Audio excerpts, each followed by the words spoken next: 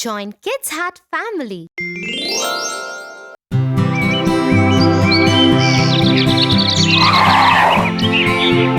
Tia, where are you? I am here, Tofu.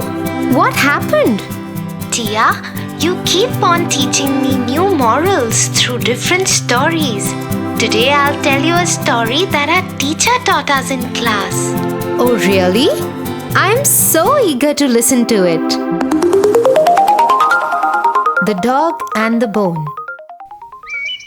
Once upon a time, in the dark alleys of a small village, there lived a dog. He was a stray dog who had to live on anything that he found on the streets, in the bins, or at the mercy of the people who would feed him every now and then. One day, while passing by a butcher's shop, he saw that there was no one to attend the shop. He entered the shop and his eyes popped out when he saw juicy chicken, lamb, pork, and turkey hanging. It was far from his reach, so he went around the cabinets to look for something. I hope I could find something to eat here. He went around sniffing and looking for it, and suddenly he saw a juicy big bone. He started drooling and said, My day is made. This would surely fill up my tummy. He bounced at it and grabbed it in his mouth. I'll eat this juicy bone in a quiet place where no one else would be able to take it away from me. So the lean dog very happily took the bone and looked for a secluded place. He crossed the village and entered the woods.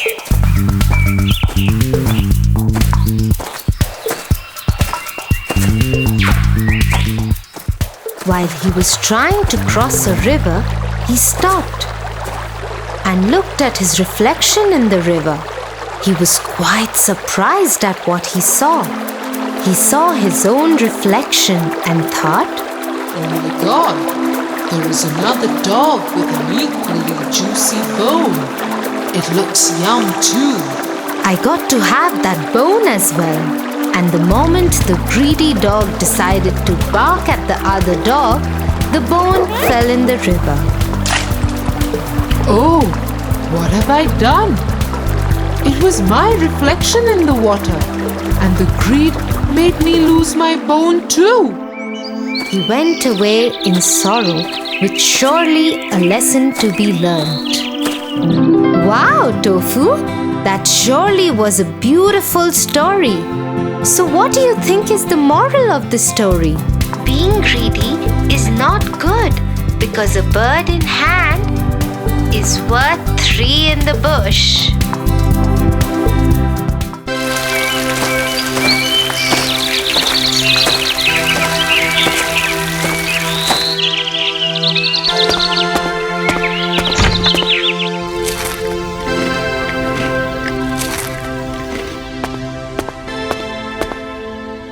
Hi, Tofu.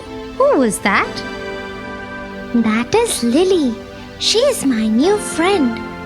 She has an aquarium in her house and her brother has the latest rowboats collection and I want to see it. So I told her that I love fish and she invited me home to play with her. Since when do you like fish, Tofu? I don't.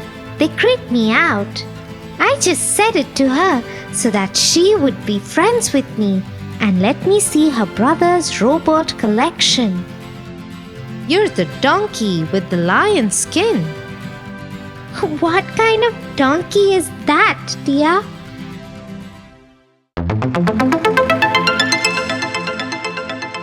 The donkey in the lion's skin.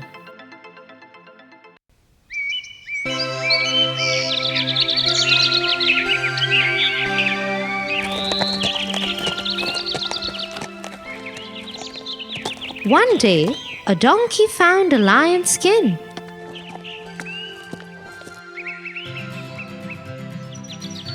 Oh, look at that! It's the lion's skin. Let me put it on.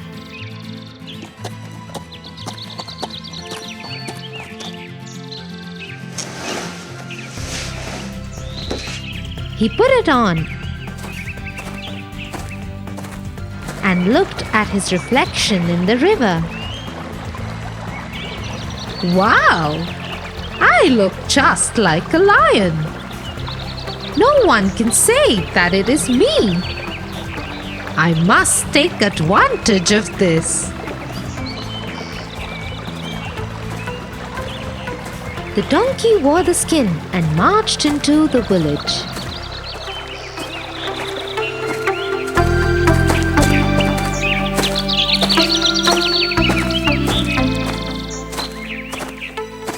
Obviously, seeing a lion in the village, the villagers got scared and started running helter-skelter. They left their stores and kiosks open.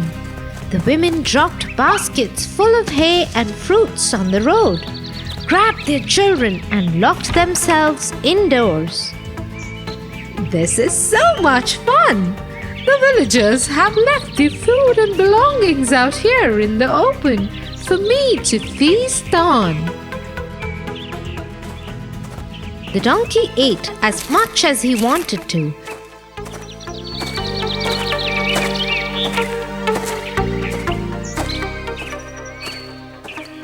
Grabbed his loot and went back into the jungle.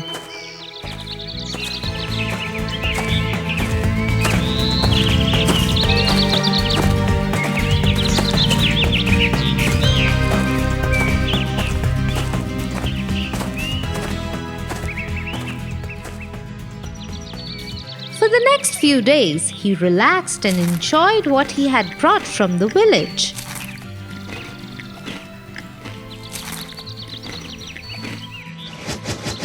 When his supply ran out, wearing the lion's skin, he walked into the village once again.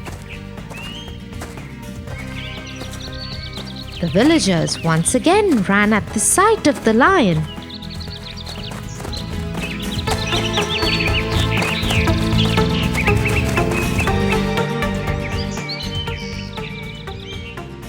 And the donkey gathered his loot.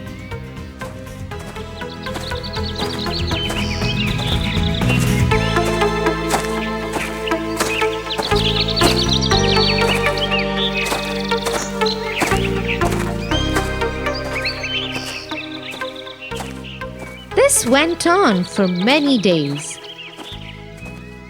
Every time he was successful, the donkey's confidence grew.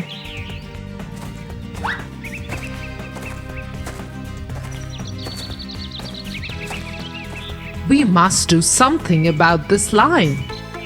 What can we do? Let us follow him and see where he goes. And so the villagers decided to follow what they thought was the lion.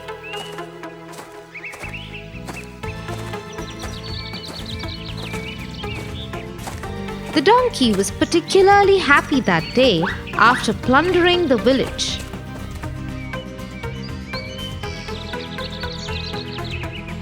Still wearing the lion's skin, he went straight to the wheat fields and started singing loudly.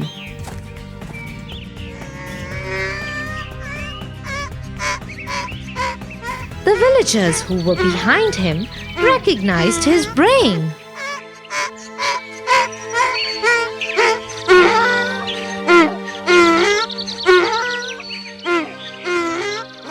It is not a lion.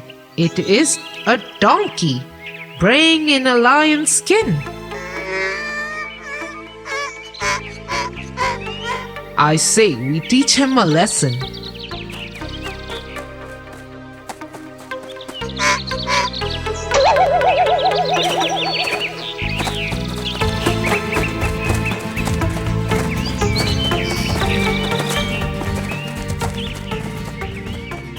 The villagers caught hold of the donkey and beat him mercilessly. So you see, Tofu, it is not enough to pretend to be what you are. One must genuinely be what they say they are. Otherwise, their true nature will start showing and people will recognize their lie. I agree with you, Tia. I will go and tell Lily the truth.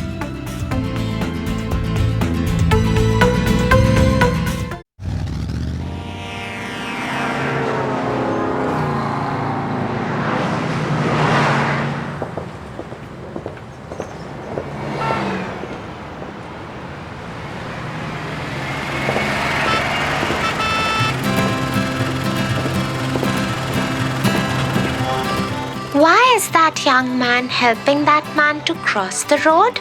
That's because he is blind and needs help to cross the road. Oh, how nice of that man to help him.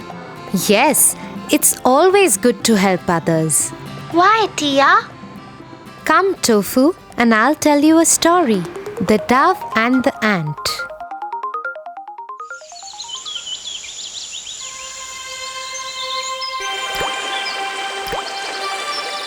One hot day, an ant was walking near a river bank.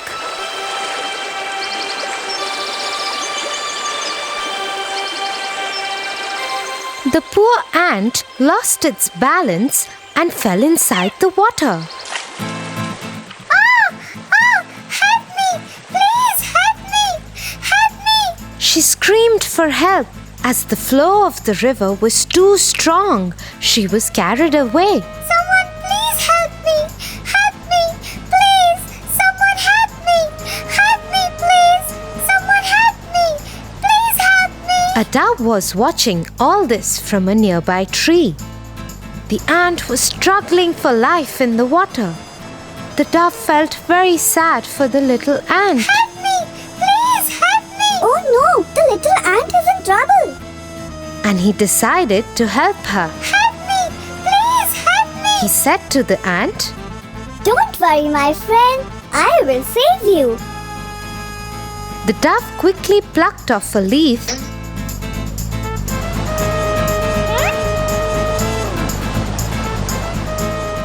and dropped it into the water near the struggling ant.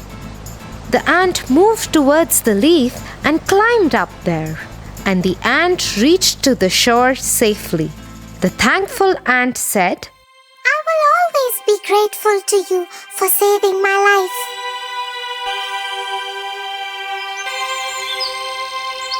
Few weeks later, the ant saw a bad hunter with a gun. The hunter was targeting at the dove sitting on the tree.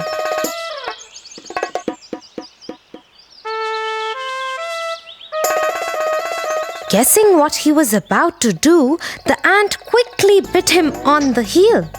Ouch! You pathetic ant! What have you done?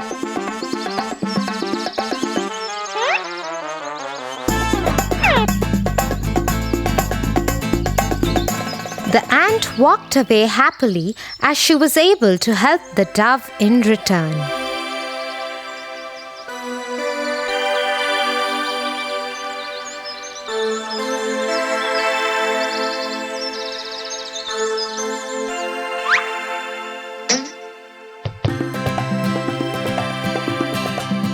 So Tofu, just the way Dove's good deed helped him to get out of danger by the ant, similarly, every good deed we do for others will surely come back to us. I will always help the needy. That's like a good boy, Tofu.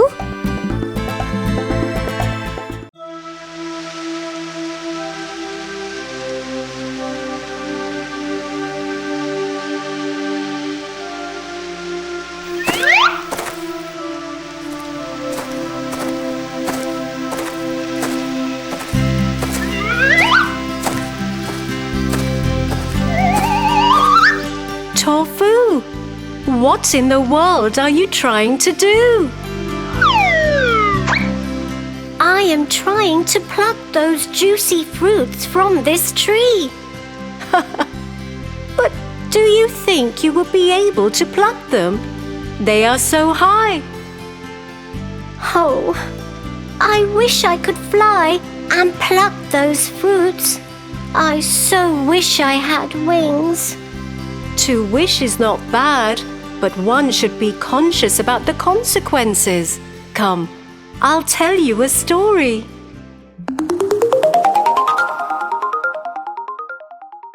The Tortoise and the Eagle.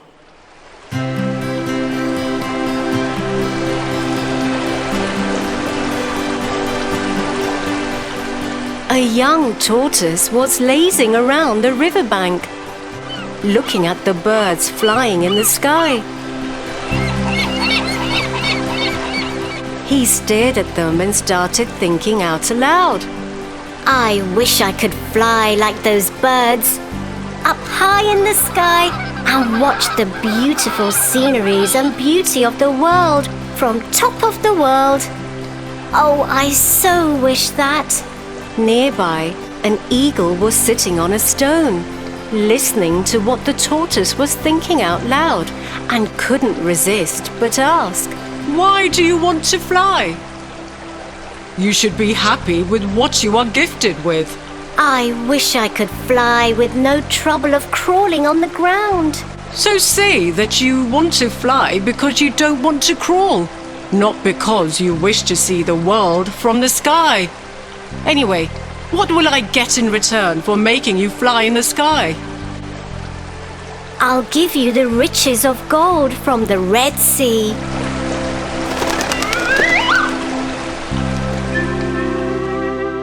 So the eagle grabbed the tortoise in its claws and soared up high in the sky, making him see all the beautiful sceneries of the world. Flying higher in the clouds and closer to the stars. It was indeed a mesmerizing moment for the tortoise. While the eagle was flying over the riverbank, the rest of the tortoise were basking in the sun. Suddenly, the tortoise flying high up in the sky said, I wish my friends could watch me flying so high in the sky. I am sure they would get jealous watching me. What? Why would you want your friends to get jealous of you? I want them to see that I can fly and they cannot. It's such a nice feeling. What an evil friend this tortoise is, thought the eagle. With this, the eagle dropped him on the ground and asked for his treasure.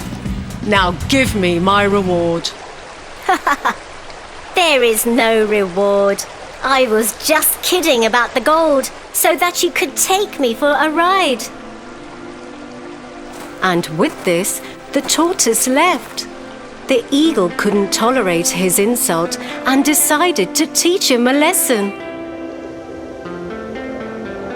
So the next day, the eagle went to the tortoise and said, Hey, would you like to go for a sky ride again? Yes, sure. I would love to.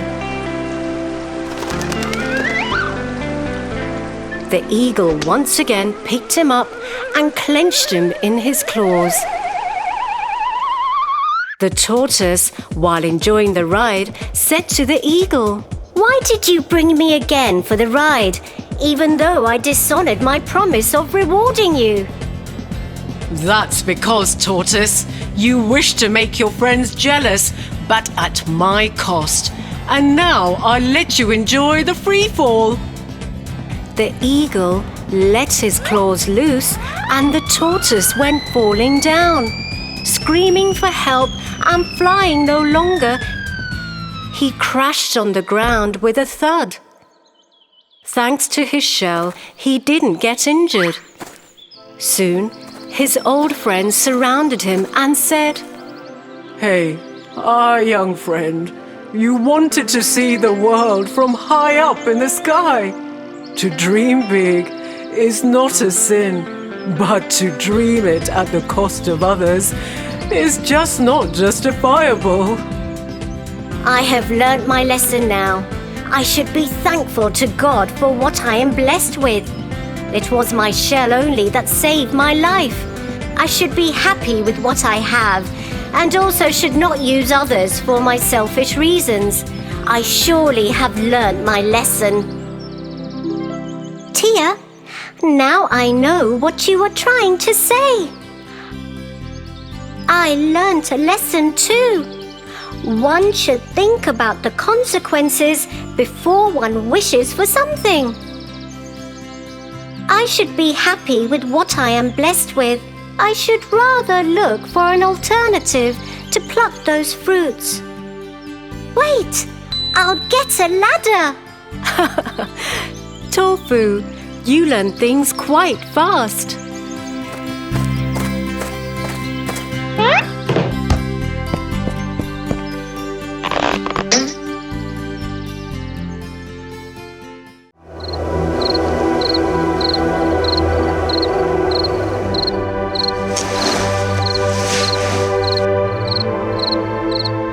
Tia, today Jim and I had a fight. Oh, that's bad. What happened? I thought Jim is your friend. He was, but today he did not support me on the poster competition concept I wanted to present to my teacher. He thought that it might be too easy. He is my friend. He should have agreed with me instead of behaving like Tom and Ben, who are always mean. Was he right? Yes, he was. The idea was too easy, but still, he should have agreed with what I was saying. Oh, Emperor Tofu, that is very bad. Why are you calling me Emperor? Because you are behaving like this emperor from my story.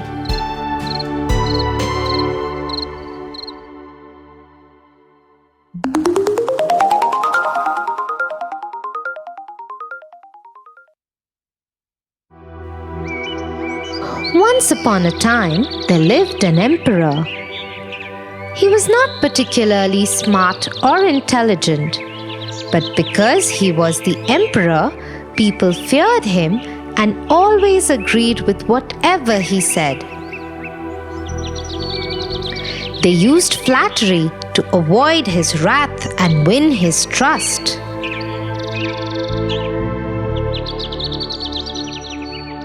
Your Majesty, as always, you are right. Your Majesty, you have made the wisest decision possible. Because the emperor was so foolish, he never understood the difference between an honest compliment and flattery. He thought that his public loved him and that he was the best. He lived in his ego and vanity. One day, his head minister, who was truly a wise man, disagreed with him in open court.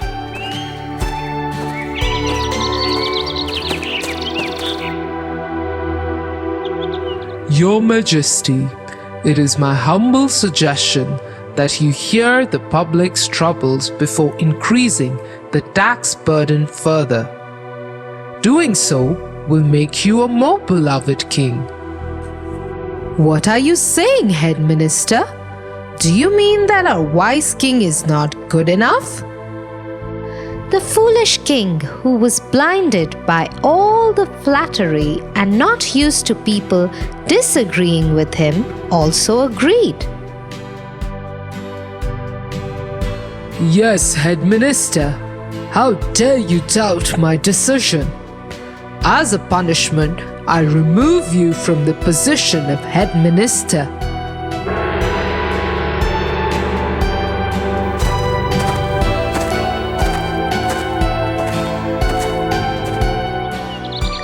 Disgraced by the events of the day, the head minister went home sad.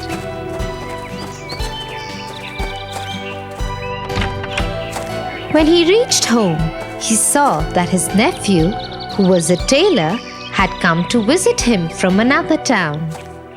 Just like his uncle, the nephew was a wise man. The head minister told him what had happened in court. Don't worry, uncle. One day, emperor's vanity shall crash.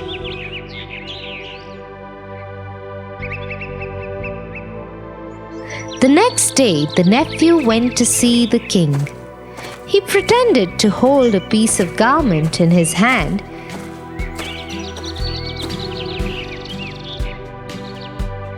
and said to the emperor,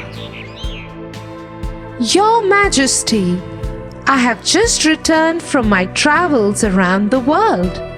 When I was in Old Market of Persia, I saw this beautiful piece of cloth and immediately thought of you. I have brought it with me to make a new robe for you. It is the most beautiful cloth ever made. The emperor could not see the cloth, but his ego did not allow him to confess it. He looked at the remaining ministers and asked them what they think of the cloth. The ministers couldn't see the cloth either, but decided to lie to the emperor again. It is very beautiful, sir. Yes, I agree.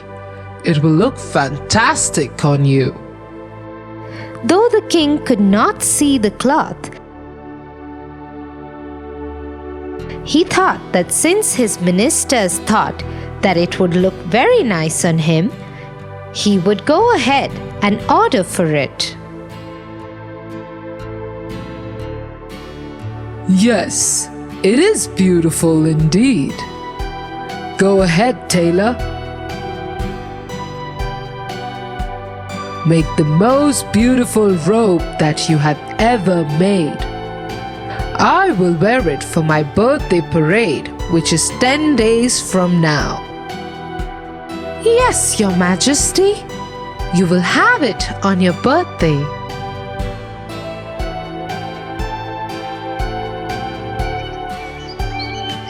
And so the fateful day came. It was the emperor's birthday. The tailor went to the palace early morning, pretending to hold a robe in his hand. Throughout, he behaved like he was carrying something beautiful and delicate.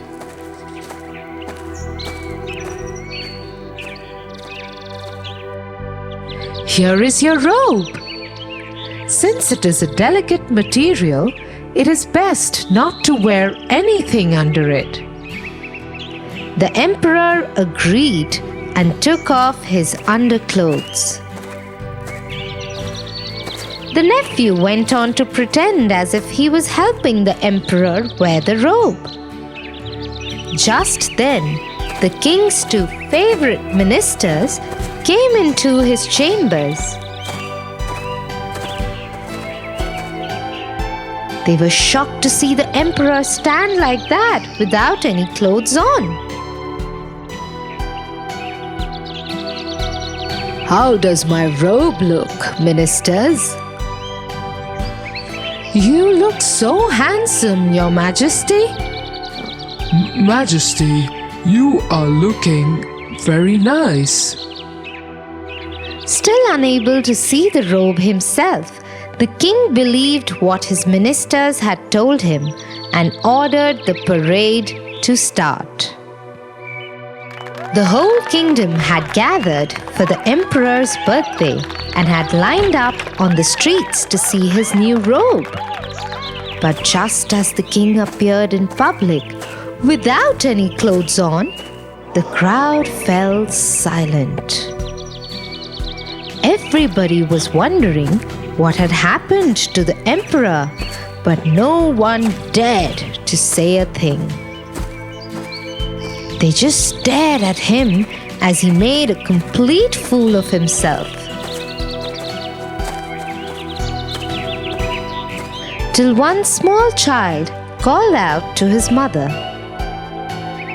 Look, Mom, the emperor is not wearing any clothes. No longer able to contain itself, the entire crowd burst into peals of laughter. They held their stomach and pointed at the emperor as they made fun of him. The emperor looked at the guilty faces of his ministers.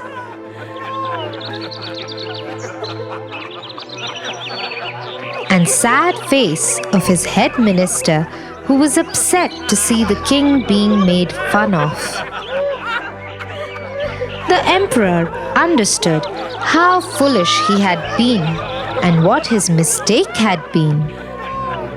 He fired the two ministers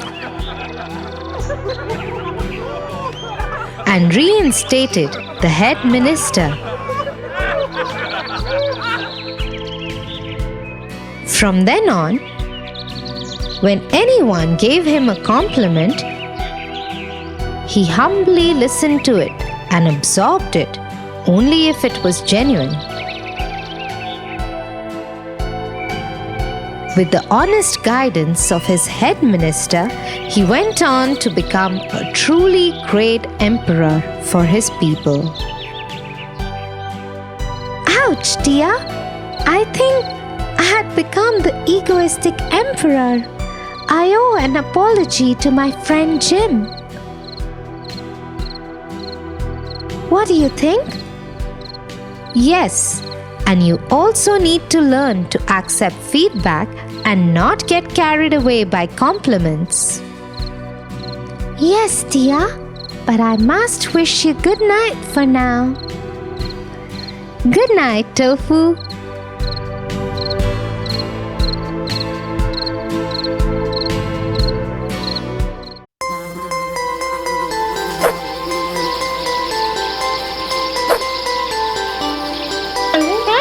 Oh God!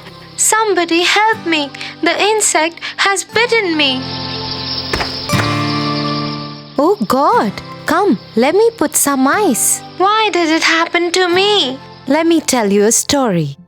The Fox and the Stork.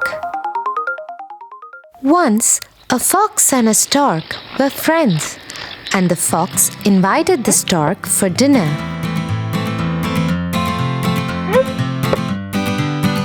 Dear friend, I wish to invite you for a meal at my home.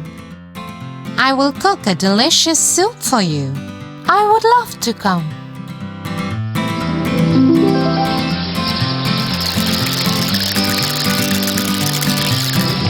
The fox made a delicious soup as promised. The fox was very clever and played a cruel trick. When the stork visited his home that evening, she was given a shallow dish filled with soup.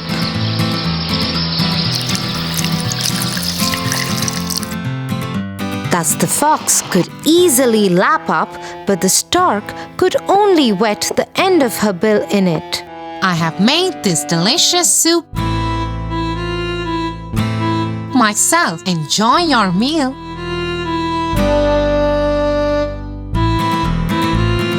Poor stork did not say anything and pretended to enjoy the meal. At the end of the evening, however, the stork went home hungry. 1 week later, the stork invited the fox for lunch at her house.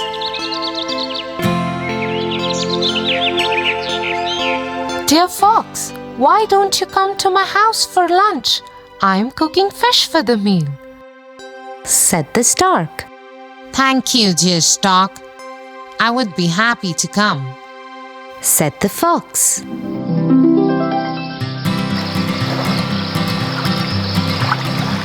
The stork made delicious fish.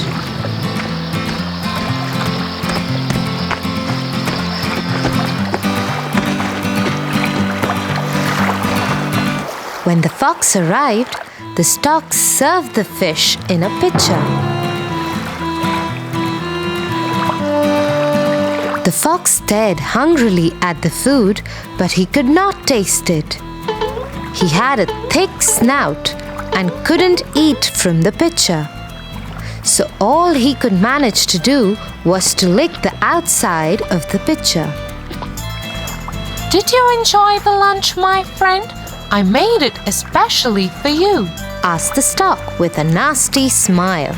The fox remembered his cruel trick on the stork and had to confess that the clever stork made him learn a lesson. The stork enjoyed the meal while the fox looked on sheepishly and went home hungry.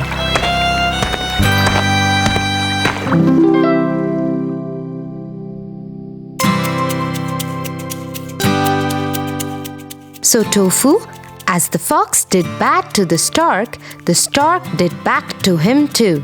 Because one bad turn deserves another. Now I understand. For your favorite rhymes, stories and more, join Kids Hut family. Subscribe here.